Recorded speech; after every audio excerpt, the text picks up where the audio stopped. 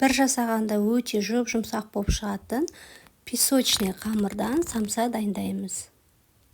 Алдымен елегіштен ұнымызды өткізіп алып, сары май қосып, крошка жасаймыз. Суымызға 1 қасық тұз салып, жұмыртқамызды салып, барлығын жақсылап араластырып аламыз. Жақсылап араластырып алып, қамырымызға қосып, жұмсақ қамыр елеп шығамыз. Қамырымыз өте жұмсақ болып шығады, оны салафанға салып, 30 минутқа тоңазғышқа қойып қоямыз. Салмасын дайындаймыз. Фаршқа пияз, картошкамызды ұсақтап турап қосып, дәміне қарай тұз, бұрыш қосып, барлығын жақсылап араластырып аламыз.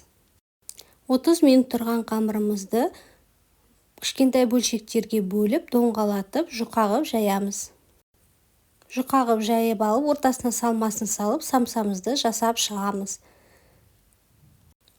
Самсаларымызды формамызға салып, бетіне жұмыртқаның сарысын жағамыз.